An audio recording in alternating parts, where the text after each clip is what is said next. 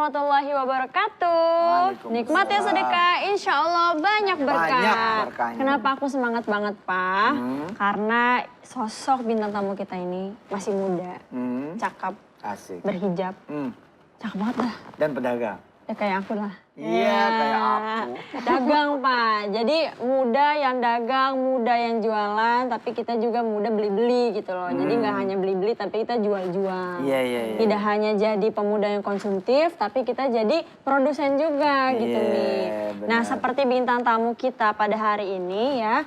Jadi beliau ini awalnya mengawali usaha online shop. Oke. Kalau nggak salah itu nanti kita tanya ya, ini kan kita cerita dikit aja nih. Jadi kalau nggak salah itu karena kuliah. Kemudian berkembang jadi usaha online shop, sempat jatuh tapi naik lagi gitu ya. Sampai hari sekarang usahanya berkembang. Nah mungkin bisa jadi ya ini menjadi motivasi juga buat teman-teman, kawan-kawan yang baru mulai usaha, terutama khususnya yang masih pada muda. Seusia kita berdua ya Mia. Bertiga lah. Berdua, mau sama. Selalu nggak disebut saya ini.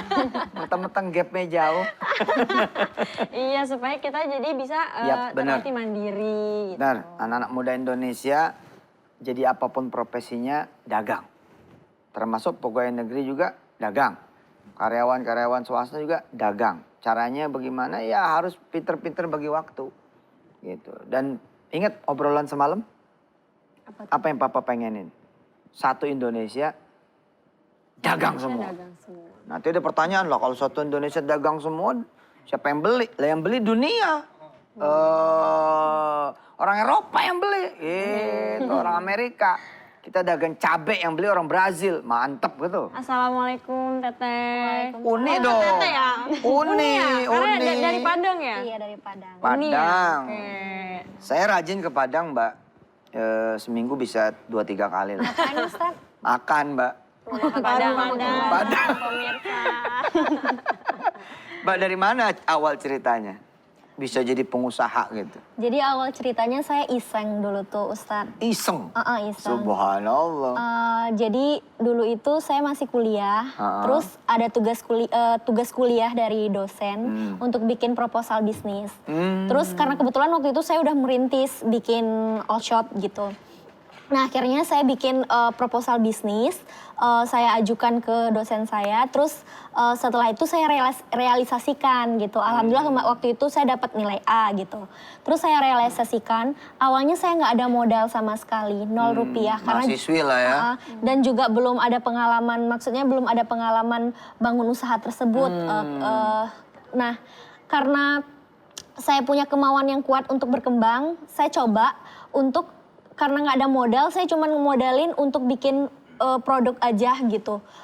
Bikin contohnya, lalu saya foto, saya di dinding kosan, lalu saya posting. Sampai akhirnya ada yang beli gitu, satu gitu. Jadi saya cuma bikin contoh aja seperti itu. Karena modal nggak ada sama sekali.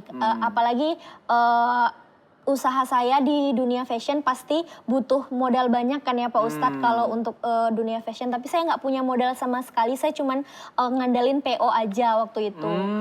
Open PO aja. Awal-awalnya nggak ada yang beli, susah banget untuk merintisnya, untuk bisa berkembang. Iya, betul. Tapi ada satu hal yang awal-awal pasti begitu. Iya, susah banget untuk mengenalkan usaha brand, saya tersebut gitu.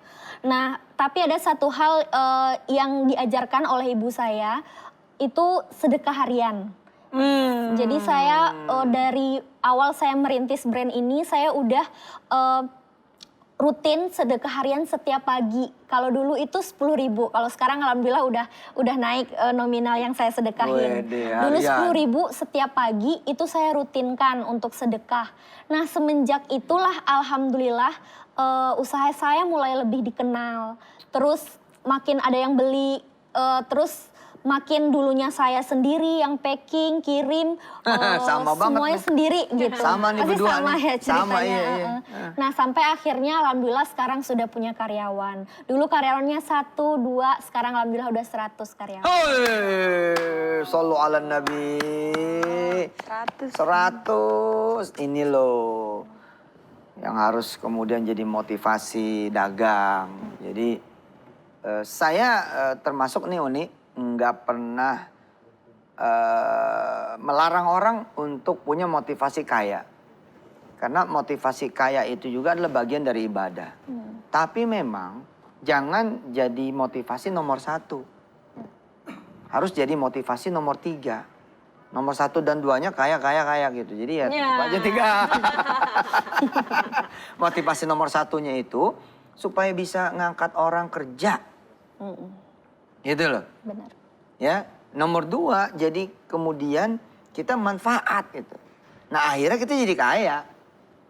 Ya karena kan 100 karyawan yang ditanggung, emang kita judulnya ngegaji? Tidak. Nah, ini buat teman-teman pedagang nih ya. Ketika kita kemudian menggaji staf kita, karyawan kita, itu niatin buat sedekah. Itulah sedekah kita, sedekah yang malah bermartabat. Karena bukan sekedar ngasih kum. Kalau ngasih-ngasih gitu aja kita ntar jadi kayak orang apa gitu. Enggak, kita yang ngasih bermartabat. Ngasih di mana orangnya kita angkat dia bekerja. Kan dia juga jadi bermartabat ya. Nggak nerima doang gitu loh. Kan kalau orang cuma nerima itu sakit jiwa. Ya, kita punya tetangga, kita tanggung hidupnya setahun penuh. Jangan salah loh, tetangga kita sakit jiwa. Jiwanya sakit. Jangan begitu caranya. Caranya adalah, kamu bisa dagang nggak? Nggak bisa Bu Haji, saya bantu ya. Yuk kita belanja bareng yuk, belanja telur, belanja sayur, belanja apa, terus ajarin bikin balado. Tapi modal dari kita, itu namanya bermartabat. Memberi, ya pemirsa, yang bermartabat. Sehingga bulan kedua, dia akhirnya menjadi muzaki, menjadi orang yang mengeluarkan zakat. Kenapa? Karena udah terima cateringan gitu. Nah teh lagi Uni ya. Uni Dewi, Uni Dewi ya? Iya, Dewi. Uni Dewi ini 100 karyawannya pemirsa. Ada cerita ini gak sih? Cerita buat ini juga nih, buat Kumi, buat siapa? Kak Wirda ya. Aku ini dulu ya Pak. Ayo apa? Ambil minum. Ambil minum, oke. Oke Uni, ada cerita nggak supaya teman pemirsa semangat gitu loh? Ada. Jadi ini cerita kenapa saya semangat banget berbisnis. Salah satunya karena tantangan dari orang tua. Jadi saya waktu itu punya prinsip untuk nggak mau pacaran. Jadi pengennya nikah muda Pak Ustadz. Nikah di masa saya masih kuliah waktu itu. Terus karena pengen nikah muda, karena emang nggak mau pacaran gitu ya Pak Ustadz. Saya minta izin ke orang tua untuk nikah muda dan kebetulan calonnya juga datang ke orang tua untuk melamar. Tapi pada saat itu calon suami saya itu belum lulus kuliahnya. Nah saya... Ini orang yang sama yang nanti jadi suami? Iya. Nah